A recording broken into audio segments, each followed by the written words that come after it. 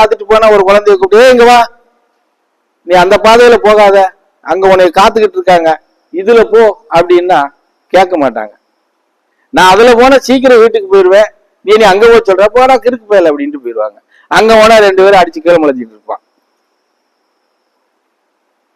புரிஞ்சதா?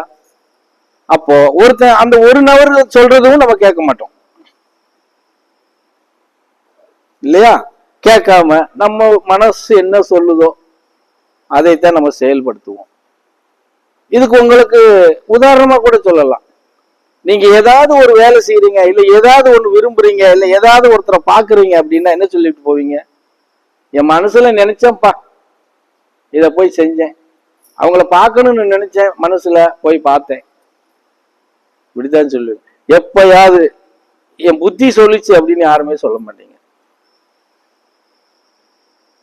புரியுதா? அறிவுதான் யாராகும்? குருவாகும். அப்ப அறிவு சொல்றது எப்போ நம்ம கேட்கிறோமா? எதிரில உட்காந்து இந்த கூவிய சரக்கு மண்டையில உட்கார மாட்டேங்குது. அப்புறம் அது சொன்னா கேட்போமா நம்ம?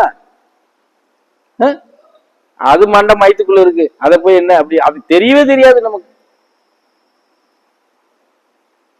புரிஞ்சதா?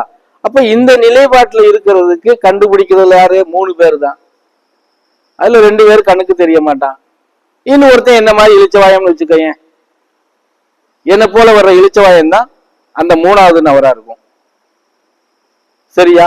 அது கூட முன்னோர்கள் எங்களை மாதிரி வந்தவங்க நிறைய பேரு இந்த கழுதையை பிடிச்சி நம்ம இதுக்கடா மல்லு கட்டிட்டு கிடக்கணும்னு அவன் காட்டுக்குள்ளேயும் மேட்டுக்குள்ளேயும் உட்காந்து அவன் காலத்தை கழிச்சிட்டு போயிட்டான்.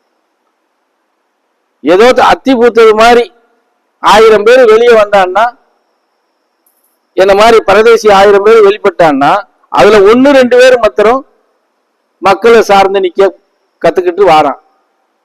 அப்படி நமக்கு தெரிஞ்சு வந்ததுல பார்த்தா பெரிய பெரிய ஆளுகளும் கதை சொல்றோம். ஆனா அவங்க எல்லாம் எந்த மக்களுடைய கர்மாவை கண்டறிஞ்சு மக்களுக்கு வழி நடத்தினதாக தெரியல. அப்படி பார்த்தா இது வரைக்கும் பார்த்தா 3 பேர் தான் நம்ம கண்ணுக்கு தெரியுது. 3 பேர் தான் கண்ணுக்கு தெரியுது.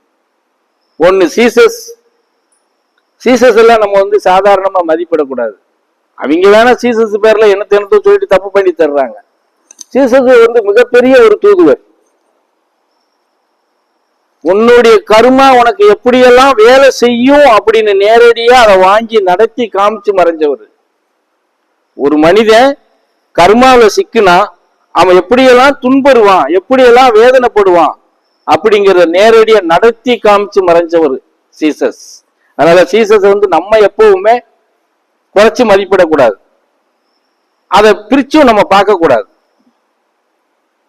சரிஞ்சதா? அதை சார்ந்து போறவங்க ஏதோ ஒரு பேரை வச்சுக்கிட்டாங்க, அவங்க ஏதோ ஒன்று எடுத்துட்டு போறாங்க. அதுக்காக நம்ம அதை இவங்கள நம்ம 1008 இதுகள் பேசலாம். ஆனா சீசஸ் புனிதமானவர், மக்களுக்காக வாழ்ந்தவர், மக்களுக்காக இறை தூதுவனா வந்தவர், நேரடி தூதுவன். அதனால அவரை நம்ம எந்த குறைப்பீடும் மதிக்கிறதுக்கு இல்லை. அவருக்கு அப்புறம் சீரடி சாய்பாபா மக்களோட வாழ்ந்தது இல்லை. தெரிஞ்சதா? சீரடி சாய்பாபாவுக்கு அப்புறம் கணக்கம்பெட்டியார் மக்களோட மக்களா நின்று மக்கள் கர்மாவை பரிசீலனை பண்ணி அதுக்கு விடை கண்டறிஞ்சவங்க இவங்க 3 பேர் தான். ஆனா எத்தனையோ மகான்கள் வெளியே வந்திருக்காங்க. அவங்கெல்லாம் இவ்வளவு நேரடியா இறங்கி இருந்து வேலை பார்த்தது இல்லை. புரிஞ்சதா? இப்ப சாமி கிட்ட நான் பெரிய பக்தன், நீ பெரிய பக்தன், அவன் இவனு சொல்றவன் இன்னைக்கு பல 1000 பேர் இருக்கான். ஆனா இன்னைக்கும் இந்த பரதேசி செய்யற வேலையை எவனும் செய்யல. கணக்கம்பெட்டியார் இருந்தவங்க கூட இந்த பரதேசி எடுக்கிற பயணத்துல எவனும் இல்லை.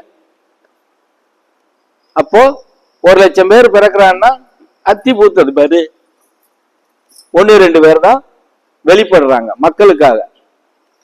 ஆனா நீங்க என்ன பண்றீங்க? அந்த 1-2 பேர் வந்தா கூட அவனும் நீங்க என்ன பண்றீங்க? அலட்சியப்படுத்திடுறீங்க. அவன் சொல்றதை கேட்டு ஒரு பயணம் பண்ண மாட்டேங்கிறீங்க.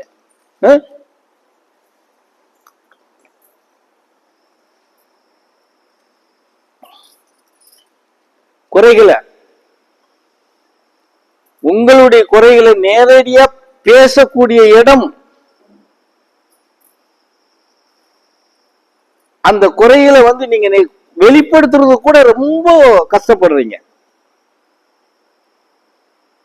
ஆனா உங்க தெருவிலையோ பக்கத்து வீட்டுக்காரனோ எழுத்த வீட்டுக்காரனோ நீங்க இருக்கக்கூடிய தன்மையை அறிஞ்சு அவன் எவ்வளவு உங்களை இழிவுபடுத்துறாங்கிறது அங்க உங்களுக்கு அசிங்கமா